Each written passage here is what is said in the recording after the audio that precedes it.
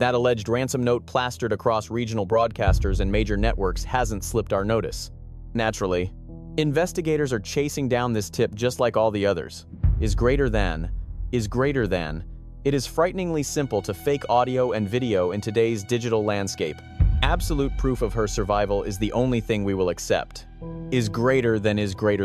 One dark hypothesis has quietly haunted this entire probe right from the very beginning. People actively avoid mentioning it since it feels overly straightforward and frankly insulting to the horrific trauma those relatives have already suffered through. Yet leading specialists are finally speaking up.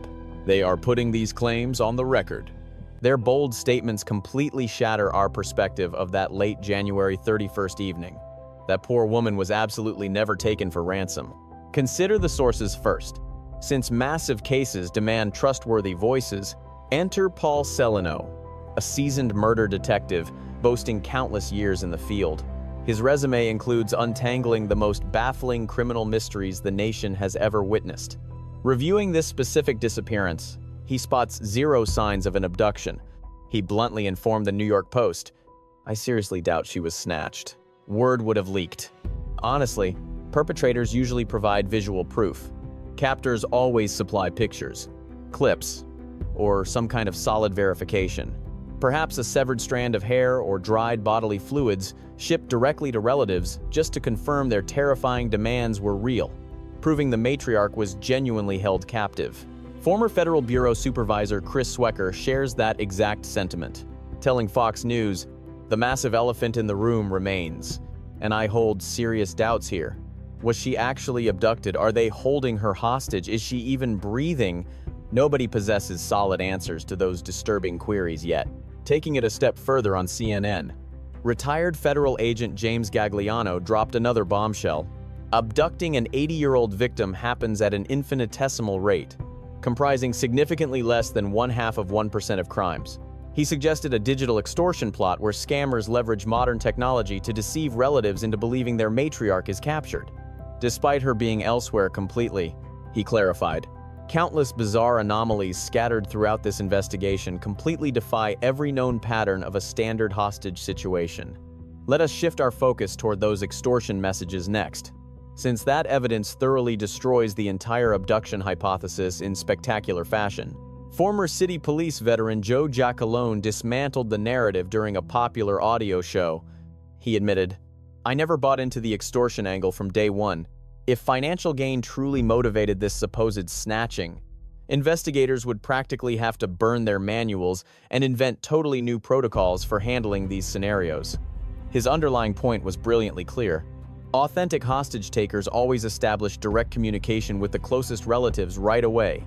Criminals avoid broadcasting ultimatums to regional news channels and gossip outlets. Furthermore, smart crooks shun trackable cryptocurrency wallets entirely. Captors never allow ultimatums to expire multiple times without executing their threats. Yet every single one of those rookie mistakes occurred here. These supposed captors forwarded their conditions straight to journalists initially.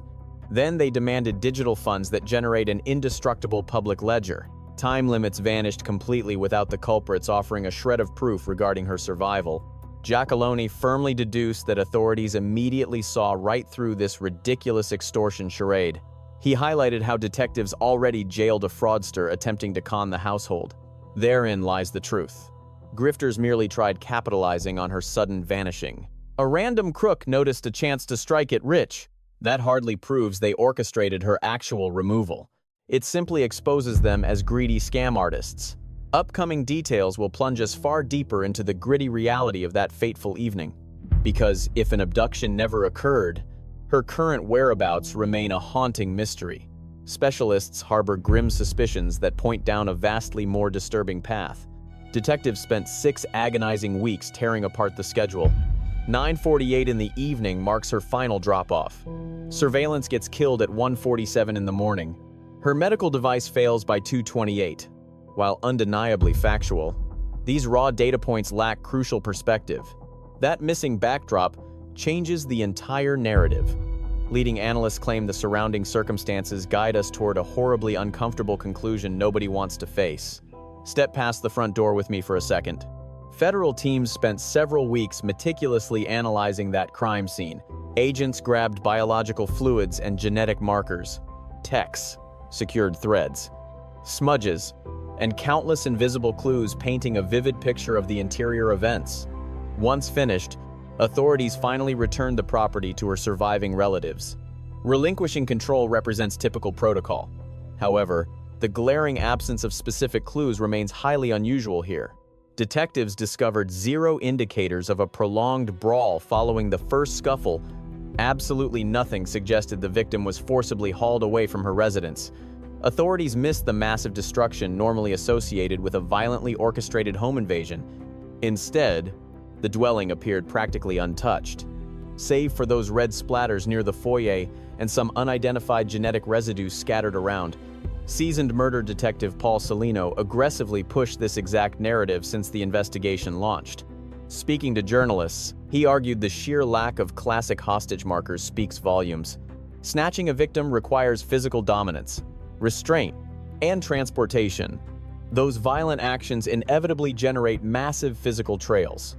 So where did all those clues go? Let us break down the harsh reality of abducting an 84-year-old woman with a heart condition and failing legs. Sprinting or resisting was completely out of the question for her, making any swift transport from mattress to getaway car virtually impossible. Hauling a helpless victim demands immense physical exertion and inevitably leaves clues. Yet investigators discovered absolutely zero traces. Detectives ultimately stumbled upon an environment suggesting a voluntary departure rather than a forceful, chaotic extraction. Examine the extortion letters next, as those bizarre communications completely shatter the entire abduction narrative once you look closely. TMZ received the initial message on February 1st, simultaneously with her disappearance, requesting massive digital payouts via a specific crypto wallet. Time limits expired with zero consequences, which was oddly followed by a suspicious succession of 3 additional extortion messages. Every message issued strict ultimatums and artificial ticking clocks that ultimately resulted in absolutely nothing. Former federal profiler Jim Clemente scrutinized those texts, immediately recognizing that their phrasing sharply deviated from conventional hostage negotiations. Whoever drafted the documents clearly craved media spotlight and public attention far more than securing an actual financial payday. Speaking directly to Fox News, Clemente suggested the author possessed dangerous proximity to the core events without orchestrating them. The sender clearly held insider knowledge but functioned strictly as a bystander attempting to monetize secrets safely from the shadows. Those traits scream greedy spectator rather than actual captor. An observation extortion specialist, David Levon, pushed even harder. He highlighted specific terminology referencing a primary suspect within the letters, arguing that such phrasing definitively indicates an organized criminal structure. The wording betrays the author's awareness of a multi-person conspiracy operating under clear leadership dynamics. Uninvolved grifters simply do not talk like that. Those exact words belong to a fringe participant watching the plot unfold. Former police sergeant Joe Giacalone flawlessly summarized the situation during a popular crime broadcast. He confessed harboring intense doubts regarding the monetary abduction narrative from the moment this bizarre ordeal initially grabbed headlines. This highly unusual situation completely shatters established negotiation protocols, especially since the perpetrators completely bypassed communicating with her relatives. Reaching out to tabloids instead of local detectives is completely illogical and fundamentally breaks standard criminal patterns. Authorities immediately rejected the ruse for that very reason, shifting their strategic focus toward far more credible and sinister possibilities. Eliminating the abduction angle leaves us with terrifying alternative scenarios proposed by seasoned investigators trying to crack this mystery. While highly intricate, these hypotheses remain strictly anchored to verified physical facts rather than heavily relying on fanciful, wishful thinking. Verified clues remain agonizingly limited, primarily consisting of 2 unidentified genetic samples recovered by crime scene technicians. Detectives found front porch bloodstains, a sabotaged security lens, and a heart implant that ceased functioning at 2:28 overnight. Camera footage caught a vehicle 2.5 miles out at 2:36, representing the absolute entirety of tangible proof. Beyond those sparse, tangible details lies pure guesswork, though specialists are carefully weaponizing every fragment. Professionals construct their working models entirely around verifiable discoveries instead of chasing phantom leads that lack proper documentation. The most prominent and widely accepted hypothesis remains incredibly grim, and it all begins with those mysterious crimson drops. Pima County authorities formally verified the discovery of bloodstains near the main doorway, positively identifying the fluid as belonging to Nancy. Officials intentionally withheld the volume and spatter geometry, recognizing that such nuanced metrics hold monumental significance in solving the crime. Minimal droplets might simply indicate a scraped arm during a breach, whereas massive puddles would definitely signal a catastrophic assault. Smears implying dragging suggest attackers relocated a wounded victim, while heavy stagnation implies the elderly woman perished right there. Detective Giacalone emphasized this exact crucial distinction during an interview, calling the red stains the ultimate key to unlocking everything. Severe wounds generating massive fluid loss completely alter the fundamental dynamics of this terrifying case. Transporting a heavily hemorrhaging human inevitably creates an undeniable mess that nobody can sanitize entirely, leaving us desperately seeking those missing tracks. Police choosing to bury the spatter analysis strongly indicates they are strategically guarding their most valuable investigative asset from the public. Detectives weaponize these hidden facts to cross-examine potential informants, immediately filtering out fraudulent confessors who cannot describe the actual gore.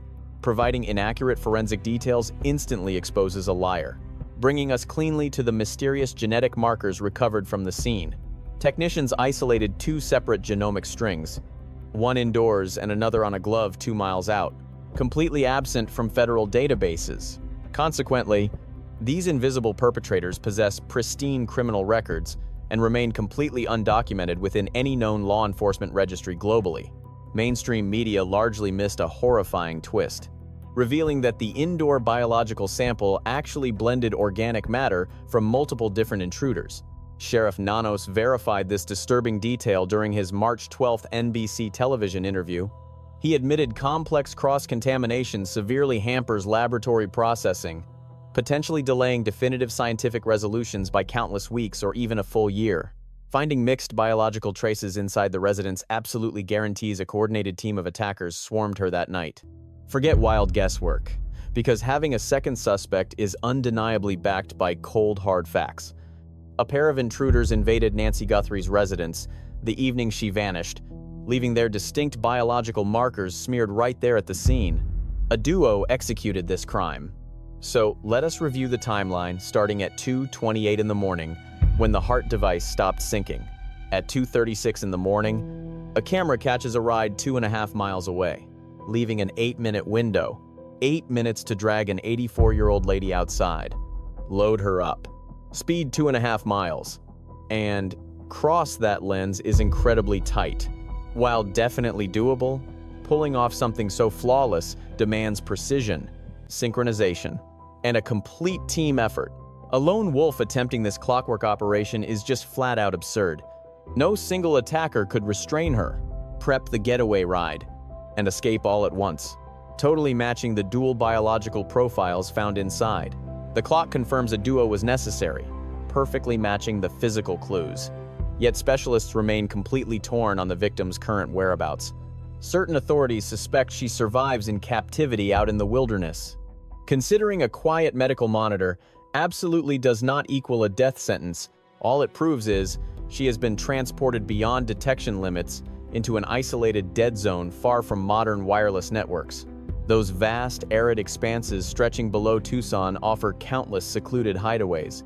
Border towns like Rio Rico feature massive isolated lots with zero surveillance, though skeptics argue the elderly woman actually perished right in her own residence. These cynics highlight the crimson stains and the totally suspicious lack of any legitimate extortion notes, highlighting how nobody has provided a shred of survival evidence. They are convinced the fatal blow happened indoors during that late 31st of January invasion. They firmly suspect intruders merely transported a corpse rather than taking a living hostage. We will explore the immediate next steps.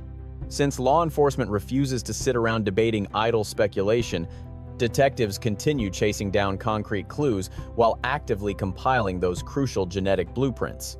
Authorities frantically hunt for that mystery ride, inching toward a harsh truth that might completely devastate the community. The operation pushes forward relentlessly, tracking down every single hot tip. Analyzing fresh clues reveals exactly what cops think went down that fateful 31st of January. So let us examine the biggest recent breakthrough. Federal agents equipped choppers with advanced tracking tech to scour the terrain for her implanted medical gadget. Those airborne scanners specifically hunt down wireless frequencies broadcasted by internal health monitors. While boasting way more range than your average cellular device, these trackers still require flying over the precise location. Deploying such specialized tech confirms two crucial details, starting with authorities strongly betting on her survival. Next, it means they narrowed down a target zone, which Sheriff Nanos publicly verified during his big 12th of March press sit-down. The top cop stated frankly that his entire task force treats this exclusively as an active rescue mission. Looking at the scattered clues, he argued, assuming she breathes, is the only logical conclusion without any fatal proof. Without a corpse or a suspect singing, we just have a frustrating void of answers across the board. Which brings us to the real headache. Those aerial scanners catching nothing does not spell doom. It simply means she remains beyond the radar sweep. She is likely hidden away somewhere, preventing that chest implant from pinging, especially across those massive southern Tucson badlands.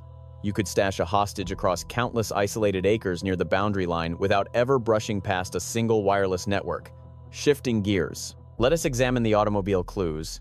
Law enforcement cannot identify that mystery sedan recorded passing the Stratagula lens at 2:36 in the morning, lost amid hundreds of thousands of similar rides.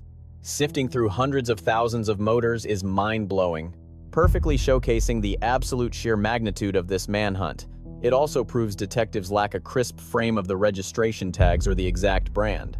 Armed only with a blurry silhouette, a timestamp, and a trajectory, they still desperately lack a solid plate number. Federal agents broadcasted the blurry tape everywhere, begging citizens to step up if they recognize the getaway cruiser. With absolute silence from the community, odds are high that the phantom driver rolled in from far out of town. Nobody local claimed it, meaning this phantom ride just cruised through before vanishing completely. Much like that extremely frustrating knapsack clue, the perpetrator dragged along a dark 25-liter Ozark Trail trekking bag. Since only Walmart stocks that exact gear, authorities partnered with the massive retailer to hunt down recent buyers right before the kidnapping. Cops also canvassed firearm shops scattered all around the Tucson limits. Detectives flashed pictures of the weapon sheath around, hoping to spark a memory, triggering some truly grueling pavement pounding. This tedious grinding never makes the evening news, yet it inevitably cracks mysteries, because somebody out there purchased that sack and sidearm rig. A witness might recall a suspicious sale, or a bystander could have caught a glimpse of the crime. Right now, genetic evidence remains our ultimate lifeline, pointing directly to a pair of completely unidentified culprits. Forensic experts specializing in ancestry are already grinding away at the data.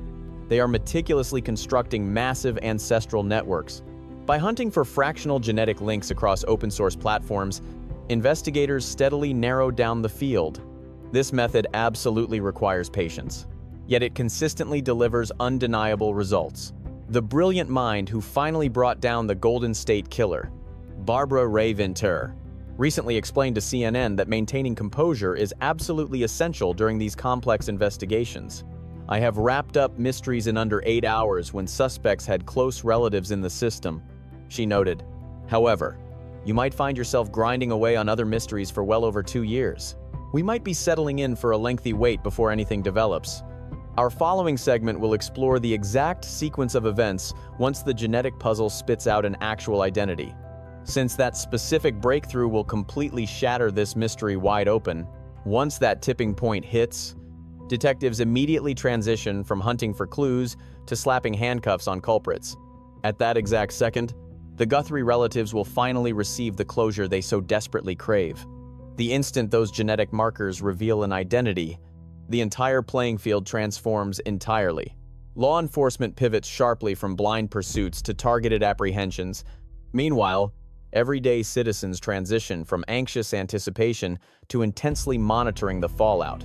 Simultaneously, the perpetrators plunge from delusional optimism straight into sheer terror. That inevitable reckoning is fast approaching. Whether it takes a few short days or several long weeks, Justice is undoubtedly on the horizon. Allow me to break down the exact sequence of events that unfolds the second these genetic sleuths pinpoint a viable target. Initially, authorities hold back completely rather than rushing into a premature takedown. They establish covert observation protocols. Detectives will discreetly monitor the target's residence while tracking their daily commute to the office. Every single interaction with relatives and buddies is heavily scrutinized from the shadows. The police soak up every conceivable detail surrounding the suspect's everyday routine. Detectives desperately need to figure out if the target has keys to a ride resembling the suspicious car spotted on the neighborhood security recordings. Digging into past run-ins with the law becomes a massive priority for the task force. They also hunt relentlessly for any hidden ties, binding the perpetrator to Nancy Guthrie or her close relatives. In the next phase, detectives secure fresh genetic samples without bothering with official court orders by simply raiding the suspect's garbage.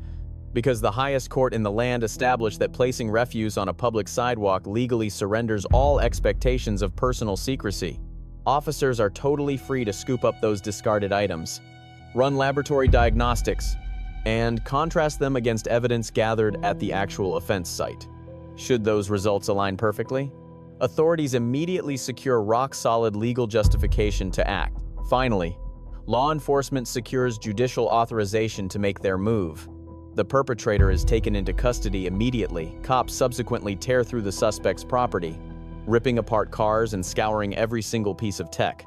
Search teams scour the premises for anything tying the captured individual directly to Nancy. Most importantly, they hunt for the missing woman herself. At this exact juncture, the hypothesis involving a secondary conspirator takes center stage. With a pair of distinct biological signatures recovered, detectives know they are hunting a duo. By unmasking just a single perpetrator, authorities can easily drag the hidden partner into the light through mutual ties. Cellular devices will inevitably register at identical transmission stations. Both getaway rides are bound to get caught on identical surveillance systems. A digital footprint analysis will repeatedly link their identities together. That unknown accomplice might remain completely oblivious to their looming downfall until authorities literally kick down their front door. During a recent broadcast on News Nation, retired federal crisis mediator Chip Massey provided fascinating insight into this psychological interplay. He explained that every criminal partnership harbors a fragile component.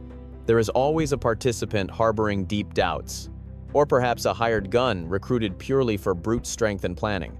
Invariably, one individual stands to gain massive benefits from turning state's evidence. That exact vulnerability is currently walking the streets. This culprit is actively haunted by the grim reality of their horrific actions. You can bet they are glued to every single television broadcast. Staring at that massive $1 million bounty has them seriously questioning if keeping their mouth shut is a fatal mistake. That staggering seven-figure payout is rapidly turning up the psychological heat. The cash offer hangs over their heads like an explosive device ready to detonate. It serves as a terrifying signal that an acquaintance might suddenly prioritize a massive payday over criminal loyalty. The bounty proves that street code always comes with a literal price tag. It also highlights the fact that while only a tiny group knows the real story, that number is definitely greater than none. Leading the charge, Sheriff Nanos has meticulously avoided revealing any strategic advantages to the public. The top cop absolutely refuses to verify if any specific targets have officially landed on their radar. Furthermore, he will not admit to active stakeouts, though he confidently stated that detectives are inching much closer and swimming in fresh intelligence while the victim's relatives agonizingly bide their time. Meanwhile, Savannah Guthrie bravely stepped back onto the Today Show set, juggling her high-profile broadcast responsibilities with unimaginable behind-the-scenes torment. The devastated host shared numerous emotional clips begging the public for her mom's secure homecoming. Moreover, she officially fronted a staggering $1 million ransom for actionable tips. Ultimately, she has exhausted every single avenue available to a desperate child whose parent was violently snatched away. Yet, lurking out in the real world, the actual monster who abducted Nancy Guthrie is keeping tabs on everything. They are obsessively monitoring headlines and analyzing highway signs. The culprits are tracking the escalating cash prize with mounting dread. Panic sets in as they question whether investigators recovered their biological material. or if a distant relative foolishly submitted a spit tube to an online ancestry hub. These criminals spend sleepless nights stressing over whether the police will raid their compound tomorrow, a week from now, or sometime next month. This grueling purgatory is absolutely excruciating for the relatives, the frustrated cops, and the captivated masses alike. However, enduring this suspense is infinitely more agonizing for the actual perpetrators, considering they hold the grim truth of their own atrocities. The villains recognize exactly what physical clues were abandoned at the scene, fully aware that laboratory analytics rarely fail to catch their prey. Shockingly, the prevailing theory suggests Nancy Guthrie was not subjected to a traditional abduction. Top-tier analysts are currently floating that exact theory across the board. The victim was swept away under incredibly mysterious circumstances that defy simple logic. There is still a lingering hope she breathes. Tragically, her demise remains a very real possibility. Regardless of her fate, the recovered biological markers are guaranteed to unravel this entire mystery. Ancestral tracking is absolutely bound to spit out a definitive culprit. Ultimately, that single identity will finally resolve every agonizing query lingering since February 1st. Once that crucial domino falls, our team will be right here broadcasting the breaking news. We will absolutely expose that hidden identity to the world. Prepare yourself for the shocking truth about January 31st. We are finally going to expose exactly what unfolded during those chaotic following weeks. Until that moment arrives, we hold our breath in watchful prayer. We cannot forget Nancy Guthrie. She remains out in the dark, awaiting her rescue, in a world overwhelmed by noise, fear, and speculation. This case teaches us one powerful truth: not everything is what it first appears to be. Sometimes, the most convincing stories ransom notes, urge and demand. Dramatic narratives are carefully crafted illusions meant to distract us from reality. And that is exactly why critical thinking matters more than ever. This story reminds us that truth is built on evidence, not emotion. Real answers come from patience, careful observation, and the courage to question what seems obvious. Investigators don't chase headlines, they follow facts. And in life, we should do the same. Jumping to conclusions can blind us, while staying grounded can reveal what others miss. It also highlights the dark side of attention. Some individuals will exploit tragedy for personal gain, spreading fear, confusion, and false hope. That's why we must be responsible with what we believe, share, and amplify. Most importantly, this case is about empathy. Behind every headline is a real family, living through unimaginable pain. We are reminded to approach such stories not with curiosity alone, but with compassion. Because in the end, truth demands patience, awareness demands discipline, and humanity demands heart.